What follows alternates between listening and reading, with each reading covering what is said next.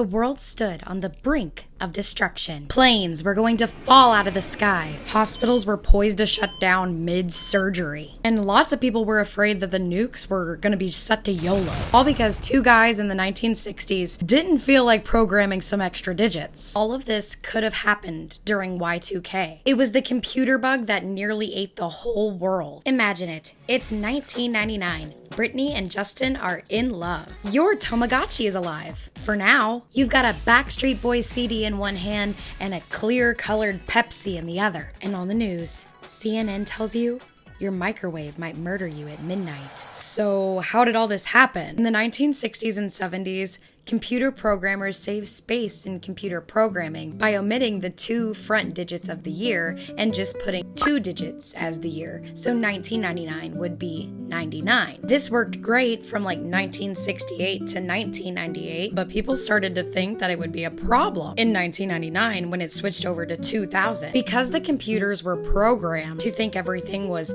1900, they didn't know if the computer would automatically know to switch the front two numbers to 20. Many people thought that when 1999 switched to 00, that the computers would think that it was the year 1900, aka the Oregon Trail DLC in real life. Programmers in the 1960s were like, why bother with 4 digits? We're all gonna be dead by then anyway, probably. And that's the exact same logic that I have with my dentist, so I kind of get it. Not to worry though, because even though people were super concerned about the 1999 end of the world, the media handled it super calmly and rationally. Just kidding. They were just shy of lighting themselves on fire and rolling around in the street. ABC warned the people that planes might fall from the sky. CNN noted that the nuclear codes in Russia may just automatically launch all of the nukes into the world. And Fox News blamed Monica Lewinsky for some reason. I'm just joking, but journalists and news reporters were foaming at the mouth trying to get these stories out. Planes falling from the sky, hospitals shutting down, pets and children unaccounted for, nuclear launch codes deploying nukes into the world. And this was all pre-Twitter or X or whatever you want to call it. So people were getting all this information via their TVs at the exact same time, screaming into their pillows in existential dread. Now, is this exaggerated? Yes, because not everyone was flipping their lid. Don't get me wrong. This was a very real fear, and it didn't stop the preppers for preparing for the apocalypse. In fact, Americans spent over $100 billion preparing for Y2K. Sure, all of it went to toilet paper, Chef Boyardee, and AAA batteries. I mean, I heard my great aunt bought 400 cans of peas, and to this day, no one in my family has ever taken a proper shit. Please give me a whole tray of peas. Thank you. People stockpiled water, flashlight, guns, artillery. Why? Because if Microsoft Excel crashed, then clearly society was going to follow. And the American people weren't the only ones who were afraid. The United States government also launched a full-blown war against this supposed calendar bug. The Clinton administration spent $8.5 billion trying to correct this glitch, doing computer research and software upgrades and software updates in all of the major computer systems to ensure that this wouldn't happen. They were treating this like the Cuban Missile Crisis because it kind of was. Wait a minute. Computer upgrades, software updates? You're making it sound like this actually would have happened. It's actually a common misconception that nothing happened in 1999 and the year hit 00 in the computer systems and just continued forward. They started tracking these glitches in 1996 and were able to correct most of them. Some of the computer glitches very well likely could have shut down programs, but the Y2K incident wasn't just something that randomly popped up December of 1999. The government had been aware of these issues since the mid and early 90s. An estimated $10 billion worldwide was spent correcting this glitch. So really, by the time that 1999 came around, everyone was completely overreacting. Despite Despite world leaders trying to correct this glitch for the past 5 years and being generally successful,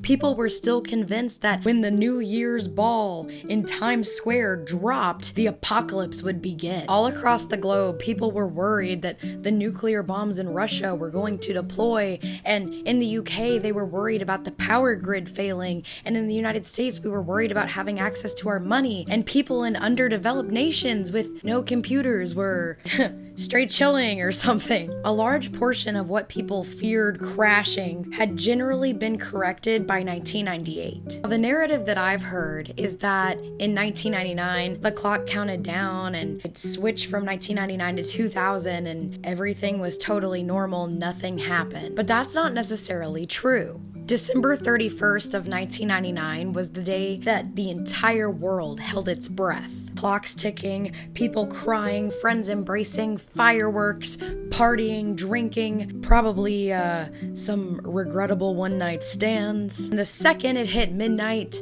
everything was supposedly normal. Even though we had succeeded in correcting the glitch for the major computer systems, there was still some fallout in the year 2000. Internationally, 15 nuclear reactors shut down. They didn't explode, which is probably good.